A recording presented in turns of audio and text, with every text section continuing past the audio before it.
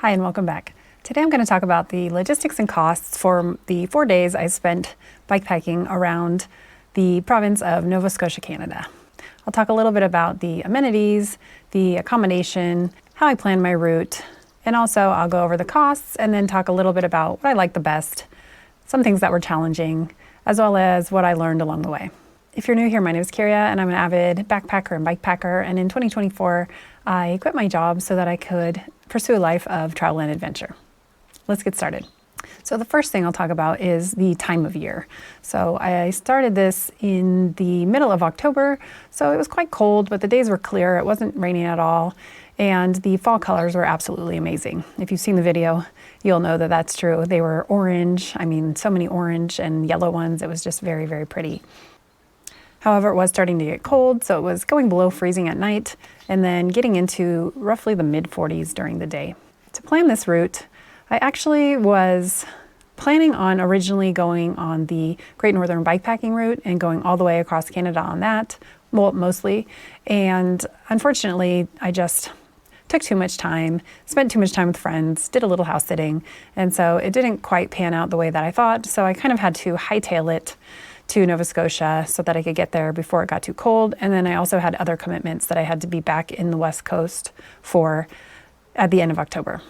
So I originally looked into from Toronto going down through New York, maybe taking the Empire State Trail, possibly going down from Montreal back into the US and taking the ferry from Bar Harbor, Maine to Nova Scotia from there. And that one, the last day that it runs is October 15th.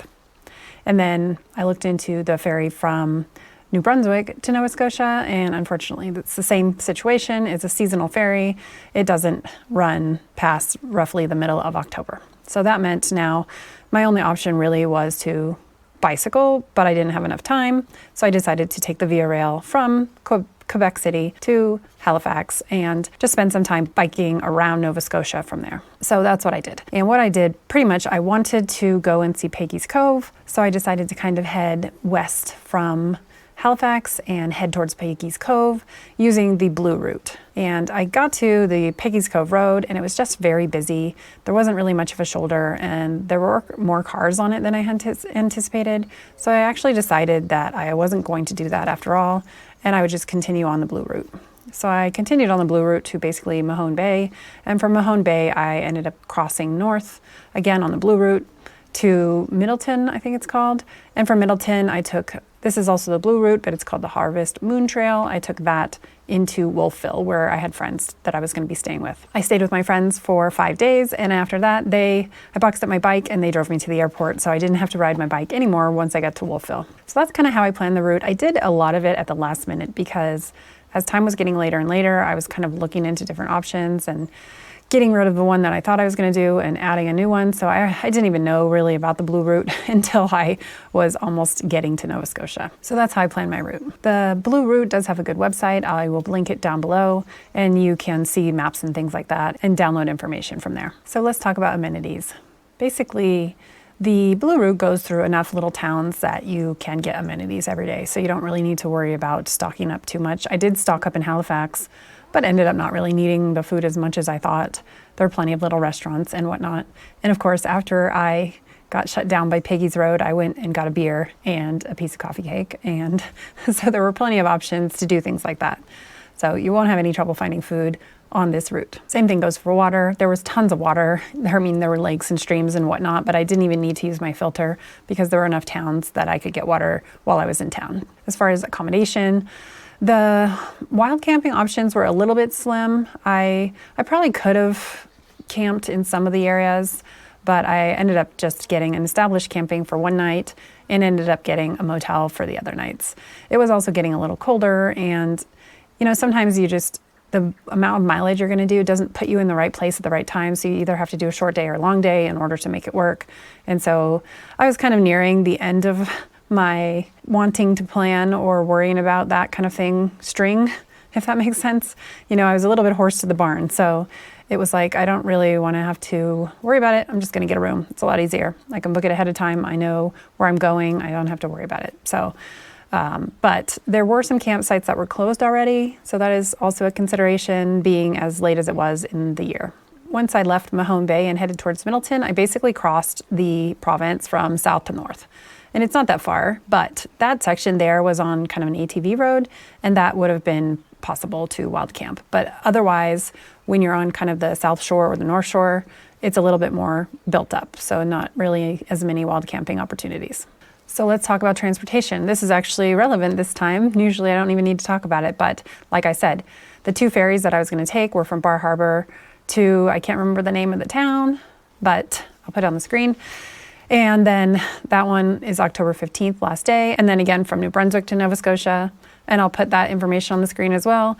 That also was already closed down. So those are 2 options though, if you're kind of crossing over and you want to go into Nova Scotia on the boat instead. And I was really looking forward to it, to be honest. Since I took the train, it was quite easy, but there are a little bit of quirks. So when you have the bike with you, you actually have to go onto the online portal and start booking a ticket. And once you have your ticket almost all the way booked, it gets to the part where you add the bike, and then you actually have to call the person and talk to a real person, and they have to add the bike onto the reservation. So that was a little strange compared to what I'm used to with other trains that I've booked with my bike. Usually you just toggle it on or, do a drop down or whatever. In this case, the lady actually had to add my bike to my existing reservation. So that was a little different than normal, but once it came time to take the train, it was super, super easy. I didn't have to take anything apart. I didn't have to box anything up. I didn't even have to take all my bags off.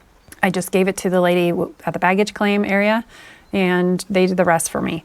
And when it came to being in Halifax, I just got it off the baggage carousel, just like you would with any other piece of luggage. I mean, they didn't put it on the carousel, but they roll it out right next to the carousel. So you just wait at the carousel like anybody else who's checked a bag. So let's talk about the costs. Like I said, I spent 4 nights on the road, but I did stay with a friend for 5 nights. And so the accommodation for that was free, but I did include my food costs for that in this cost breakdown. So bear with me here. For accommodation, I spent $470. And like I said, that was 3 nights in a motel and 1 night of camping. The motel average was about $100 a night, and the night of camping was about $35. For dining out, I spent $127. Most of that was with my friends. And for groceries, I spent about $25. So that brings the food cost for the whole entire time, not just the 4 days of riding, to roughly about $17 a day. Like I said, this is a little bit higher than it normally would be because I was eating out with friends. For miscellaneous, I spent $33. That is postcards and shipping to send things home to friends. And for transportation, which was the train, I spent $140. So all in all, that was $795, which for the 9 total days is about $88 a day. So that's very high, obviously, because I spent a lot on lodging and then a lot on food when I was staying with my friend, even though the lodging was free. So what was the highlight? The best part was definitely the fall colors. I mean, even though it was my own fault and I was a little later than I wanted to be, I would have hoped to be in Nova Scotia in a little bit earlier part of the year because I originally had thought, well, if I get there early enough, I could even go all the way to Newfoundland, right? I mean, high hopes, right? But anyway, I am really glad that I took as long as I did, and I ended up being there in such a pretty time. Also, the little boats on the ocean and in the water and the little houses, the colorful houses, the buoys, things like that. It's very, very picturesque. The little towns are very cute. Everything was just very quintessential Nova Scotia, just like you see in a postcard. I mean, it felt like I was riding through a postcard pretty much the whole time. What were some of the challenges? One of the challenges was, like in Halifax, for instance, the bike lanes weren't as good as they are in some of the bigger cities in some of the other provinces.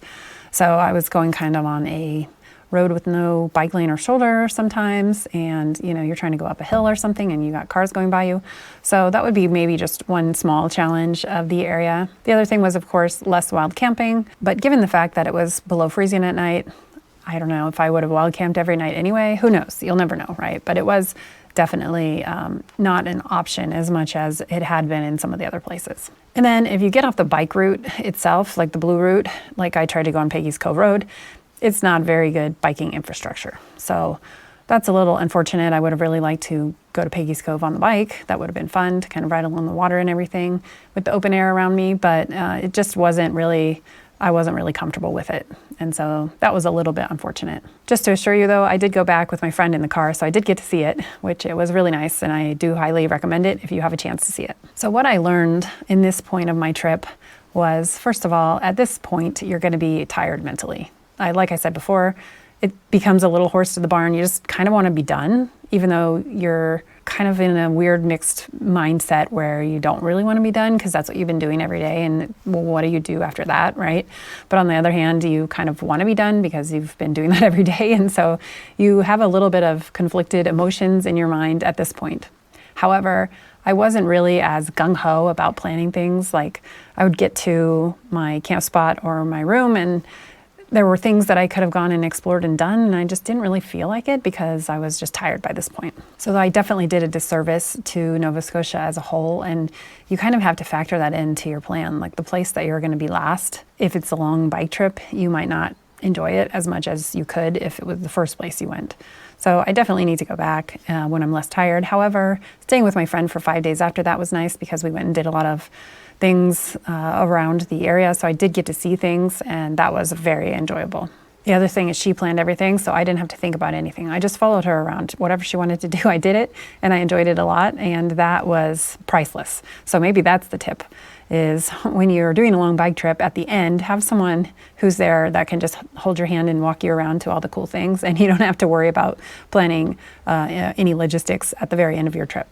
Or you could book it in advance, except it's really hard to know when you're going to actually finish. So unless you've planned your trip out day by day, and if you do that, I would say book a few, excursions at the end, because at the end, you're not going to want to book it. So you're probably going to miss out. And then things I couldn't have lived without at this point in my trip, because it was getting colder, I was very, very happy to have my good quality sleeping gear. I mean, my tent as well, but the good quality sleeping gear. When you are camping and you're cold or you're uncomfortable and you don't get a good night's sleep, it is miserable. And when I bought my gear, it was kind of expensive and I kind of cringed a little bit at the price, but it's times like these that you realize, wow, it's really worth it. And I think, if you calculated it out as a per use amount, it really wouldn't be that high actually, because I used it a lot. I've used it a lot in many, many ways, hiking as well as bikepacking.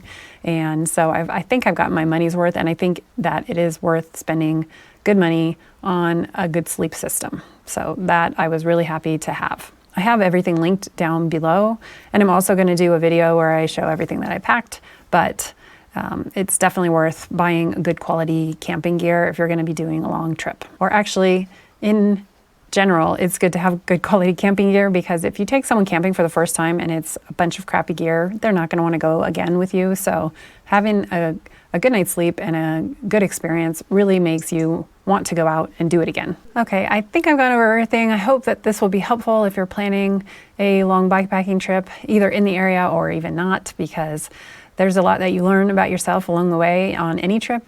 But if you do have any questions, leave them in the comments, and I will be doing more videos, some wrap-up videos about the entire trip as a whole soon, so stay tuned for that. So if you're not subscribed, please do. And if you like this video, please give it a thumbs up, because it really means a lot to me, and it does help the YouTube algorithm. So thank you very much for watching, as always, and happy trails.